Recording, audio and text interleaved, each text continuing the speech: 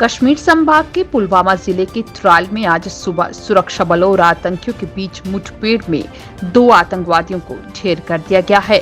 बता दें कि आतंकी प्रतिबंधित आतंकवादी संगठन अंसार गज़वतुल हिंद और लश्कर-ए-तैयबा से जुड़े बताए जा रहे हैं।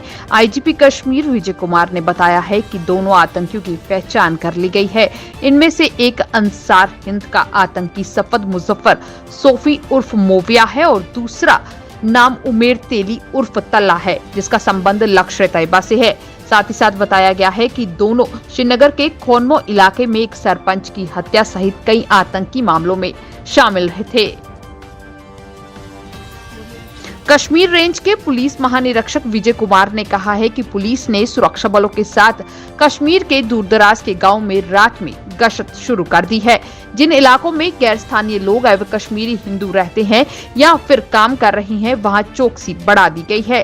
पिछले 3 दिनों में आतंकवादियों ने गैर स्थानीय एवं कश्मीरी हिंदुओं को निशाना बनाया है। इन हमलों को रोकने के इरादे से ही पुलिस ने नाइट पेट्रोलिंग का निर्णय लिया है। कश्मीर में एक बार फिर सिलेक्टिव किलिंग्स का दौर देखने को मिल रहा है, जिसको लेकर आज जम्मू के प्रेस क्लब में यूथ ऑल इंडिया कश्मीरी समाज के द्वारा एक जोरदार प्रदर्शन किया गया। इस प्रदर्शन के दौरान जो है उपराज्यपाल प्रशासन के साथ साथ जो है कई नेताओं के खिलाफ भी नारेबाजी की गई। इस दौरान इन लोगों का कहना था कि जिस तरीके से अगर बात की जाए तो घाटी में आज भी सिलेक्टिव किलिंग्स का दौर देखने को मिल रहा है, जो एक चिंता का विषय बन रहा है। इन्होंने ये साफ कहा कि जिस तरीके से अगर बात करें तो आज भी अगर इस मुद्दे पे कोई भी बात करने को तैयार नहीं हो रहा है। All Jammu and Kashmir RTC volunteer retirement association के लोगों के द्वारा आज जम्मू के प्रेस क्लब में एक प्रदर्शन किया गया। इस प्रदर्शन के दौरान इन्होंने मांग की है कि इन सभी को भी 6th पे कमीशन के तहत लाया जाए और साथ ही साथ इनका ये कहना था कि इनके लिए एक पॉलिसी को तैयार किया जाए। इन्होंने कहा कि इन्होंने भी अपनी पूरी जिंदगी जो है इस नौकरी में दी और उसके बाद अगर बात की जाए तो इन्हें सभी हकों से महरूम रखा जा रहा है।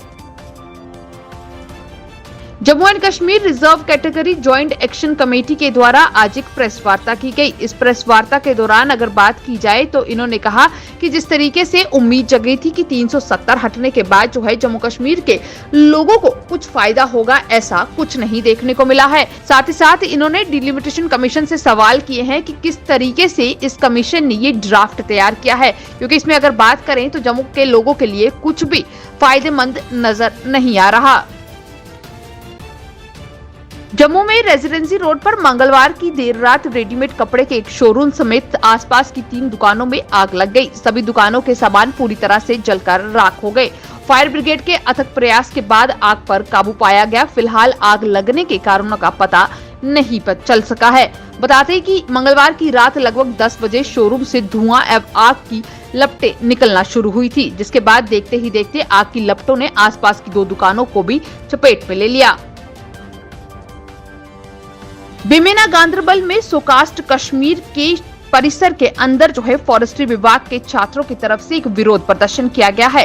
इस दौरान इन्होंने ये कहा है कि फॉरेस्टर पदों के लिए अगर बात की जाए तो भर्ती मानकों से ये संतुष्ट नहीं है। इस दौरान इन्होंने कहा कि जिस तरीके से अगर बात की जाए तो एमबीबीएस जो है उसके लिए एक सटीक अधिकार पद रखे गए हैं। इसके साथ साथ बीटेक के लिए भी इंजीनियरिंग पदों को रखा गया है, परंतु अगर बात की जाए इन लोगों के लिए तो इनके लिए क्यों नहीं सटीक पदक रखे जा रहे।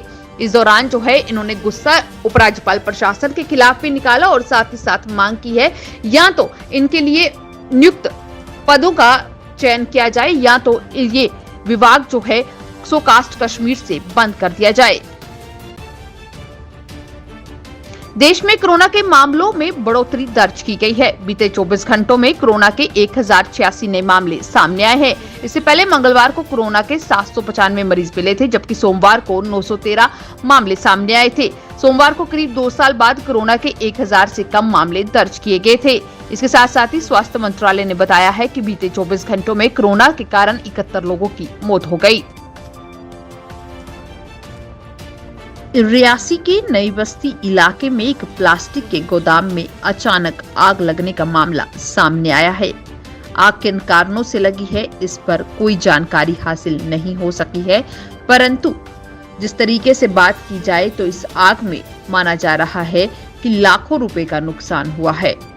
दमकल विभाग के कर्मियों ने आग पर काबू पाने के लिए कड़ी मेहनत की और उसके बाद अगर बात की जाए तो स्थानीय लोगों की मदद से जो है आग पर काबू पा लिया गया है।